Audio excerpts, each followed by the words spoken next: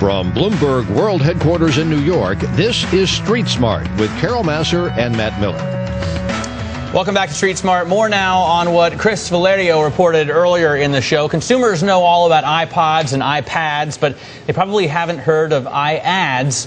That's the name of Apple's advertisement platform that lets the tech giant insert interactive ads into mobile devices or onto mobile devices. And it's central to Apple's new pitch to advertisers that the mobile device maker can provide data about users that advertisers won't be able to get anywhere else. Joining us now is Chris Cunningham. He's the CEO and co-founder of appssavvy. That's a firm that matches advertisers and app developers. He was a 2010 finalist for Ernst & Young's Entrepreneur of the Year Award. Pleasure to have you on the show. Thanks for joining us. Thanks for having me. Let's talk, first of all, about what you do at appssavvy. When you get an advertiser and an app maker, how do you make them meet? Absolutely. Well, advertising for the most part has changed online. Large games, social games, group buying, living social, Groupon, location-based companies like Foursquare, big companies like Zynga that are attracting millions of people. They reach a ton of people, but the way that digital advertisers typically reach them doesn't work through standard advertising. Banner ads that most consumers are used to seeing on the side of their page, above the page. So what we're doing at appssavvy is working with these partners to help cultivate advertising experiences. Here on we see behalf of large actually brands. a game, Farmville. And there are your little plots of land that you can farm, and someone's growing flowers in the shape of the golden arches. Went back to you. Here's a great example. I mean, this is Farmville. This is one of the largest games in the world. Now, the beauty about advertising within this sort of environment is that users are trying to grow their crops. They're trying to grow their farm.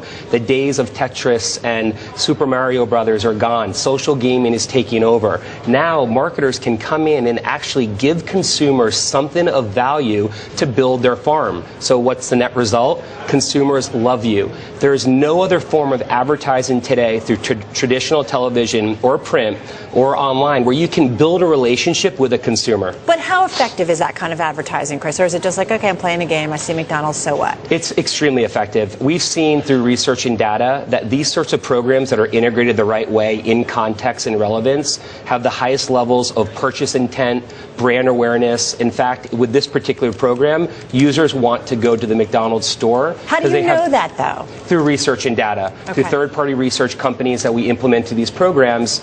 Consumers have a positive experience because, number one, there's no interruption. Number two, you're not trying to take the consumer away. You're actually trying to provide value to the consumer. If you're a Farmville player, your experience is that much better because McDonald's made it that much better.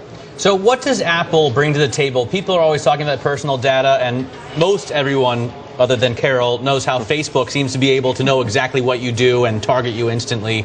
How can Apple one-up Facebook, or how can they do better? Well, first of all, you're talking about the most incredible design company, product company in the world. And the devices that they've created over the years, including the new version of the iPad, have tremendous distribution.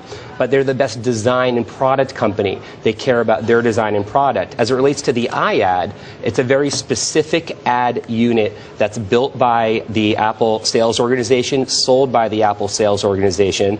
And it's one in which they've had a great start coming into market. And I think today they're really trying to improve their opportunities as it relates to selling the iAd. I'm thinking about, all right, on my iPad, so obviously Apple's collecting a lot of information on where I go, what I do, what interests me. I mean, is all of this really going to give them the edge, or is it going to give them more troubles? In other words, I'm concerned about how much information about me is going out in the real world. Sure, it's a great question. I mean, I think it's one of those questions that's been around for a long time. Look, Google is the largest search company in the world. They're sitting on a ton of data, but Google is doing just fine. Facebook, the largest social networking phenomenon we've ever seen, is sitting on even more data, and they're doing just fine. Of course they're doing fine. The question is, how are we doing? I mean, if Carol buys the iPad, can she go read the New York Times, look up American Girl or figure out recipes for Bavarian sausage without having Steve Jobs know about that? It's a great point, and here's the point. The point is they're sitting on a lot of data. If they do something irresponsible